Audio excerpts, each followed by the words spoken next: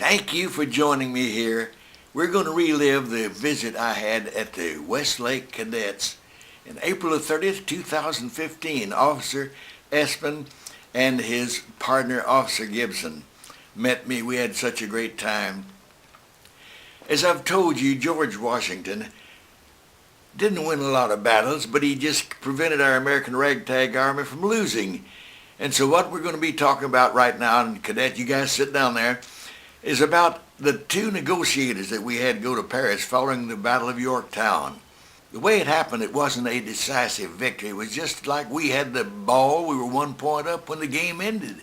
It would take 2 long years of hard negotiations in Paris before the British would sign on the dotted line and give us our full freedom. So we're going to talk about now the guys who went over there, the ones I call the original odd couple.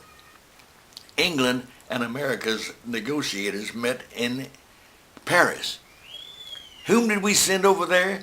None other than an acid-tongued, sharp-in-the-attack negotiator who had freedom on his mind 24 hours a day named John Adams.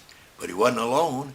He had a little companion with him, Benjamin Franklin. Franklin was living in Europe when the Revolutionary War started, when he came home to fight. He loved Paris. Those Parisian women and knights held a fascination for this little guy that you cannot imagine.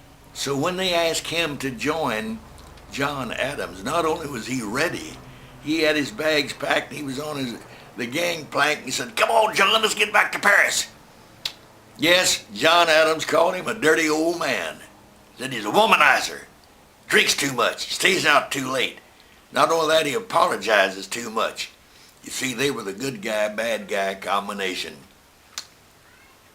John Adams would step up and make a point in the negotiations, and the British would reject it. Then little Benjamin Franklin would get up in his grandfatherly ways. Wait a minute. Come on now, guys, let's talk about this. But the chemistry worked. It allowed us to negotiate in a way that the British understood. That's why I say I like to call them the original odd couple. We know John Adams and Benjamin Franklin were the guys who had the treaty signed. I love talking to you about these events in history that they don't even teach in school anymore. Go get 'em, Tigers!